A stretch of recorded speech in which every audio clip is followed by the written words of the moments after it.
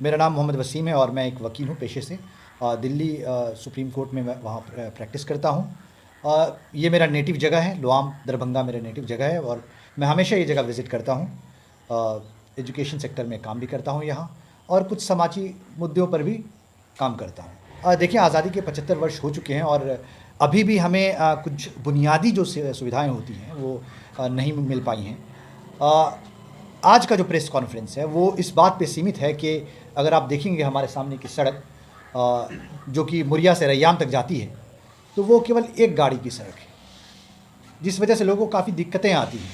अगर आप इस सड़क को देखेंगे तो इस पूरे इलाके का लगभग सबसे घनी आबादी के क्षेत्र से होते हुए ये सड़क जाती है।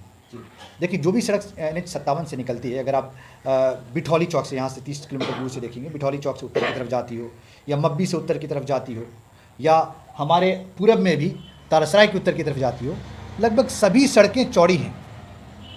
लेकिन ये एरिया जो मुरिया से रैयाम तक का है, जो कि सबसे घनी आबादी वाला क्षेत्र है, उसकी सड़क चौड़ी नहीं है।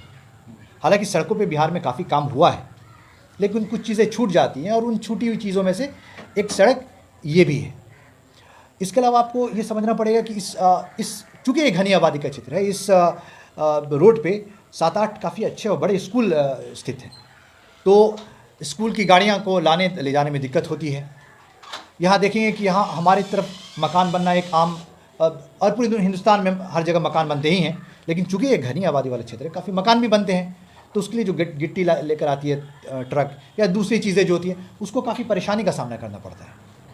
तो आप लोगों की ये मांग है कि इस सड़क का जो है चौड़ीकरण होना चाहिए? बिल्कुल, हमारी यही मांग है। लेकिन ये जो सड़क है, अगर देखें तो 0 माइल से लेकर भाया रैयाम, छतवन और आपके लोआम होते हुए ये NH को जोड़ती है।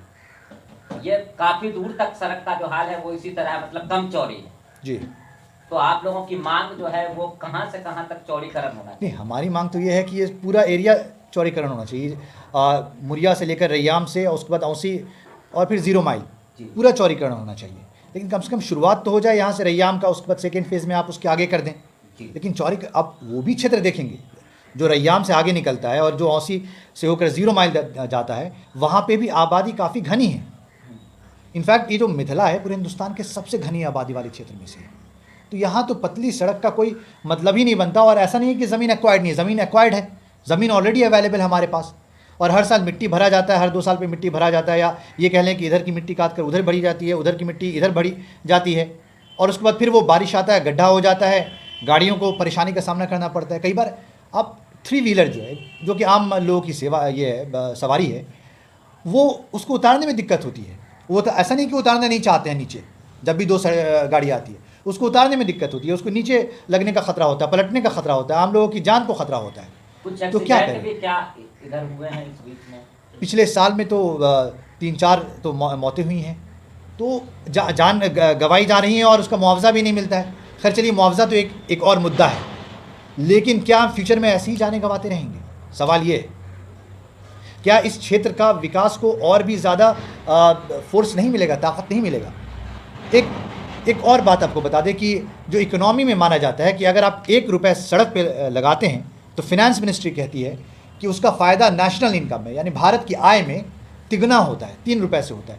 क्यों आप नहीं चाहते ये 3 रुपये कमाना या 2 रुपये कमाना? 1 रुपये लगा रहे हैं, 3 रुपये कमा रहे हैं, 2 रुपये कमाना और देश की ग्रोथ में बढ़ोतरी देने में आप क्यों हिचकिचा रहे हैं? ये तो होना चाहिए ना।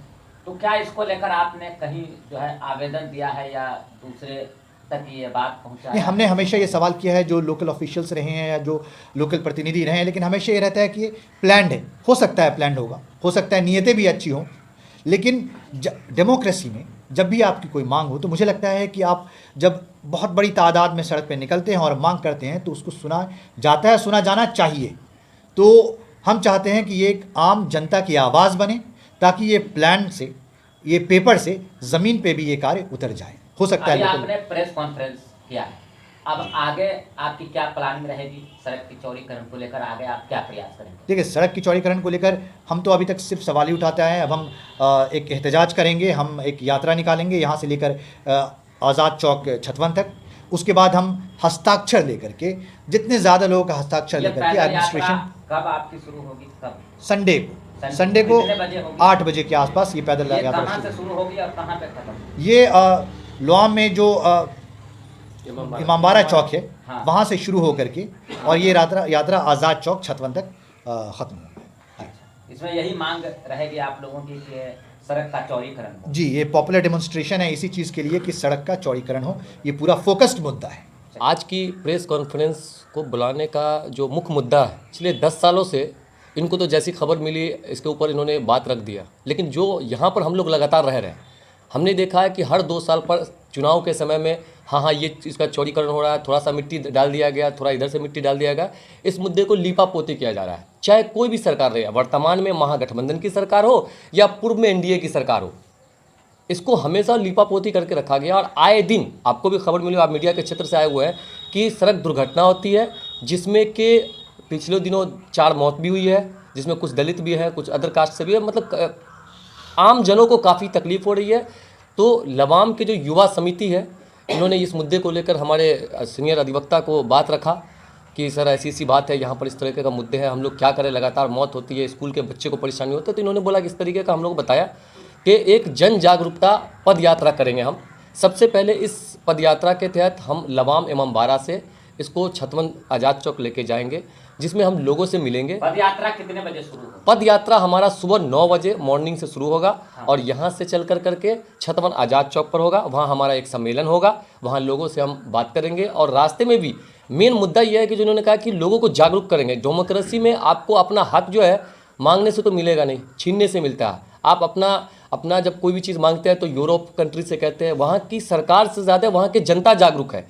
तो इस समिति, इस संगठन का मेन मकसद ही यही है, अपने लोगों को जागरूक करेंगे और उस दिन लोगों को बताएंगे कि हम लोग इस मुद्दे को लेकर के आए, जिस मुद्दा ये है कि सड़क का चौड़ीकरण।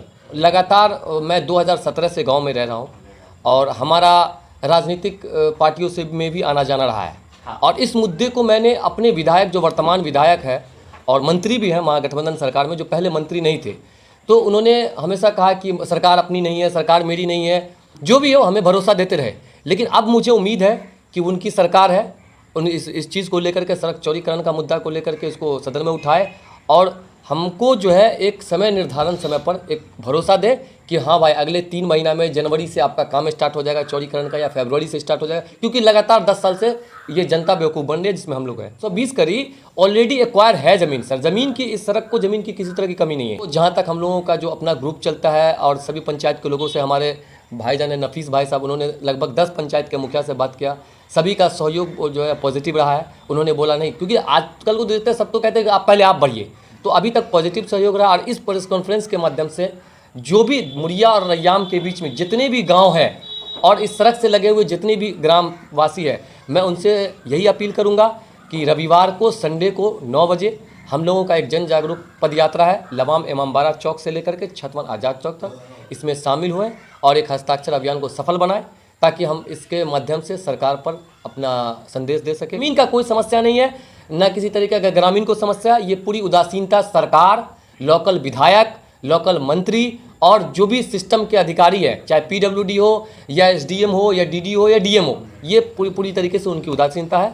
बाकी बात करने के लिए हमारे सर हैं, आप बात कर सकते हैं। मेरा नाम सलमान खान है और मैं अमन एकेडमी लोआम का एडमिनिस्ट्रेटर हूँ।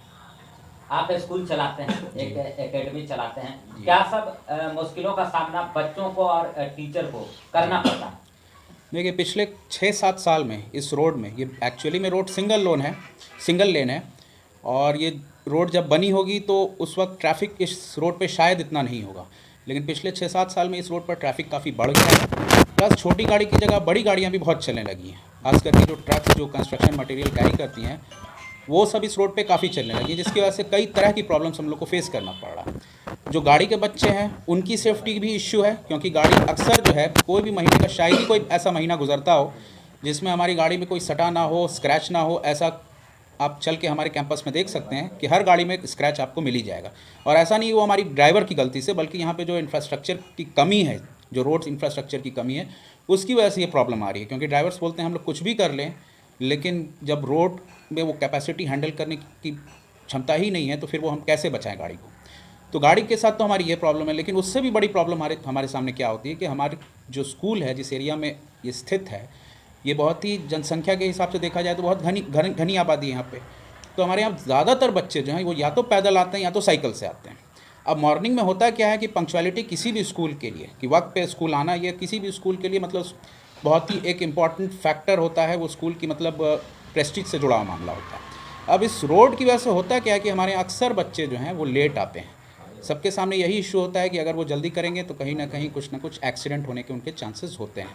और ऐसा देखा भी गया है पिछले कुछ दिनों में कि यंग बच्चे खासकर इस रोड पे जो हैं वो उनका काफ़ी एक्सीडेंट हुआ है, चोटें भी आई हैं, और एक बच्चा अभी पिछले साल या इस साल ही जो है उसके एक्सीडेंट में डेथ भी हुई थी।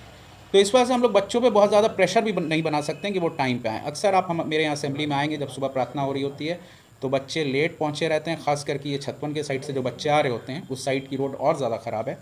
उधर के बच्चे बेली छतवन के बच्चे हमेशा लेट आके हमारे यहाँ खड़े रहते हैं, और उसमें उनका कोई दोष नहीं है, ये दोष पूरा इस रोड का है। तो ये एक इशू हमारे सामने है। और इसके अलावा दूसरा एक और इशू ये आ जाता है कि बच्चे तो लेट होते ही हैं, टीचर्स को भी अब हम लोग फोर्स नहीं कर पा रहे हैं कि वो टाइम पर पहुँचें, क्योंकि उनका ये कहना है कि अगर उनके सामने कोई ट्रक आ जाता है, जो कि अक्सर आता है, इस रोड पर ट्रक का ट्रैफिक काफ़ी बढ़ गया है, तो वो उस ट्रक को ओवरटेक नहीं कर सकते। अगर वो ओवरटेक करेंगे तो उनके जान पे बनाएगी। तो उनको भी मैं फोर्स नहीं कर पा रहा हूँ। इससे हो क्या रहा है कि ये एरिया जो है रोड ना होने की वजह से जो बाकी नुकसान हो रहा है वो तो हो ही रहा है, बच्चों के शिक्षण पे, पठन पाठन पे भी जो है काफ़ी असर पड़ रहा है, उनके एजुकेशन पे काफ़ी दिक्कतें आ रही हैं। ये सब जो है, जो डेली जो प्रॉब्लम्स हो रही हैं वो तो हो भी रही हैं, लेकिन लॉन्ग टर्म इसके जो है कॉन्सिक्वेंसेस, जो परिणाम जो हैं वो बहुत बुरे होंगे। तो हम लोगों को ये सोचना होगा कि इस रोड की स्थिति को सुधारें। इससे यहाँ पे क्वालिटी ऑफ लाइफ भी सुधरेगी, गुणवत्ता जो है ज़िंदगी की उसमें भी सुधार आएगा।